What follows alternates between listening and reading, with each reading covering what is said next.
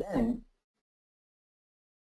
once you have done that, then you are ready to begin the act of actually transforming yourself from an engineer, from a techie, to a holistic leader. The reason we created the School of Inspired Leadership, in working with companies like Tata and Mahindra and Infosys, Unilever and Johnson & Johnson and many such companies on leadership development.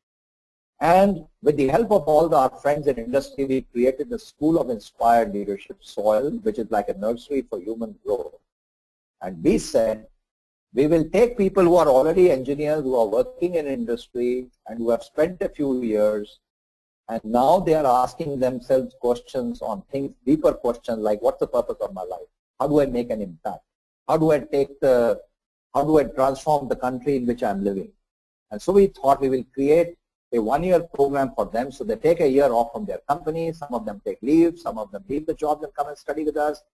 And these people then are, in a very intense way, they go through the exercise right from the time they apply to our school, in which we put them through a very deep leadership assessment, working with a Princeton-based company called Caliper, in which we look at multiple intelligences. They are interviewed in the offices of all our industry friends. Like in Bangalore, the interviews would take place in, for example, in companies like Symphony Services or in TVS or in Infosys, and in Bombay, companies like Tata and Mahindra and so on. So these interviews are done in the site of our companies supporting us. This is called a talent appreciation process, in which people really take responsibility for that, on getting the right kind of talent. And with the help of these companies, we then get these people to come to SOIL. In the opening week itself, they develop an individual development plan.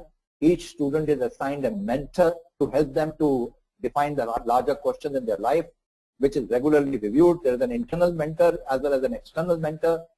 And 40% of our one-year course is spent on the basic disciplines of finance, marketing, operations, IT, HR.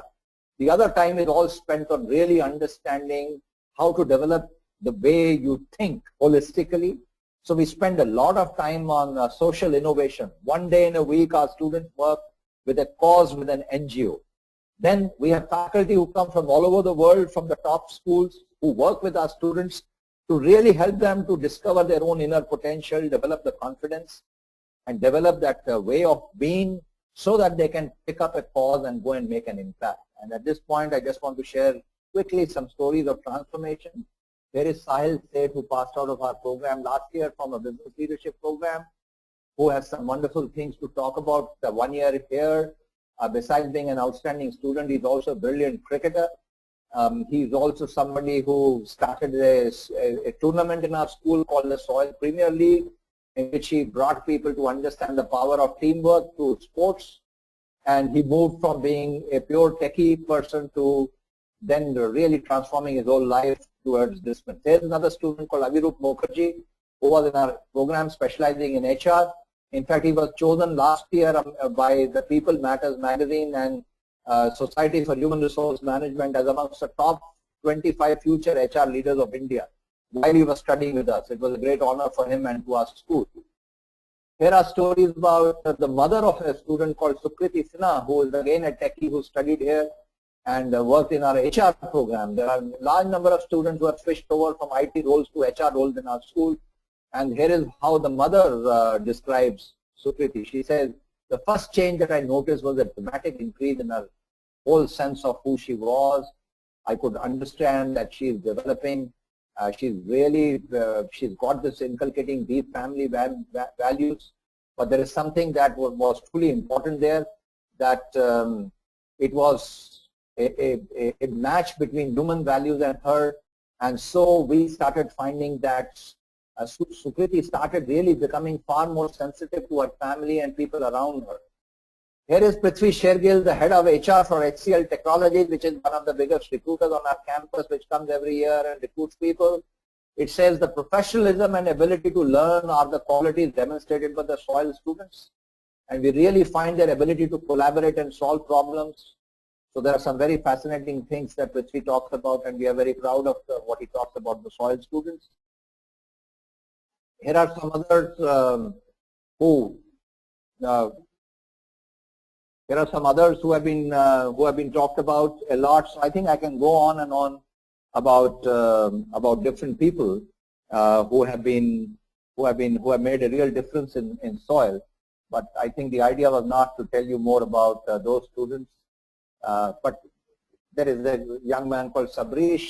He talked about. Here is a board member. And here are some specific examples of how people from the techies, for example, here is Ajay Singh, who was in Infosys as a senior systems engineer, and he made his career track change. He now works with Amul as in sales and marketing dimension. Here is Anand Patil, who was in Winsoft as a senior QA engineer, and now he's working in Axis Bank in HR. Arun Kumar Sahu was in Accenture as a software engineer, and now he works with HCL in pre-sales. Manu Malhotra, who was in CSC, now is a marketing manager with Ottbridge. And there are several such examples. But really speaking, I think the last point here is of Gurleen Kaur, that quote down below. She said, MBA at SOIL gave me a platform for holistic learning. It helped me to realize my unknown self. It thereby led me to discover where I want to go and what I want to do. And she is currently working as an HR consultant in Mercer Consulting. And her past job was a software engineer with Infosys Technology. So it's not just important for these students to understand that what their past role was and how to do an MBA to get into, for example, the global leadership cadre of Tech Mahindra, or to become an HR person from a software developer. But the common theme behind all these students is really what I will go back to what I said in the beginning. We started asking them the questions, and I personally teach this class on self-leadership to say, first of all, to summarize, go back to your past life, understand when you were at your best. From that, find out your most joyful moments. Find out from those what enabled you to do your best, your real strengths. Then in silence, in regular intervals, ask yourself the question, what are my dreams for the world? What am I inspired to do to make a difference? And it's a difficult question because it may not come readily, because the usual questions the world will throw at you is how to get into a fast career track, how to earn more money, how to reach a certain position in life. But all this, the position, the money, the power, behind that comes the question, what do I do to make a difference? So what's the purpose in your life that you are truly inspired by? Do you have understanding about now? If you have already found a sense of purpose in your life, I compliment you, because that means you are already an inspired leader. But if you have not found it, we encourage our students to spend a lot of time in spending time with themselves, in the process, in the silence, being with themselves, so that they can answer this question on their own calling and purpose. Once you do that, then ask yourself the question, how do you prepare to work for this cause? Let me give an example. Suppose you have moved a lot to do something in the world of environment, to really make the world better because you are really concerned, let's say, about the diminishing water in this country or in this world. And then you say, I want to work with a company that has a strong program on sustainability.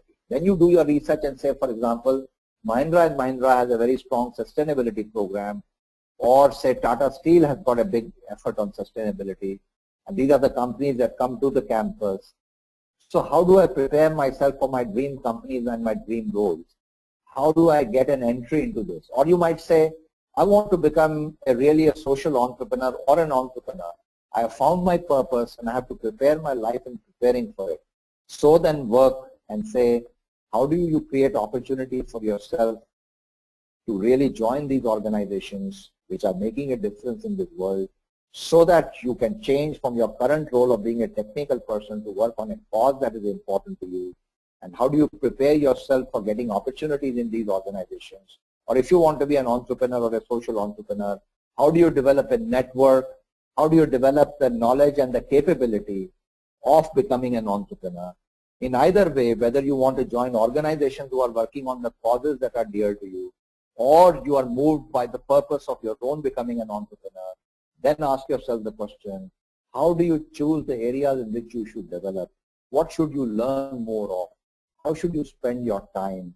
and then consciously develop a plan for your own self-development so that you can develop the competence by using your own strengths and then developing an action plan on actually making change happen. In other words, leading your own life, your own purpose in a powerful way.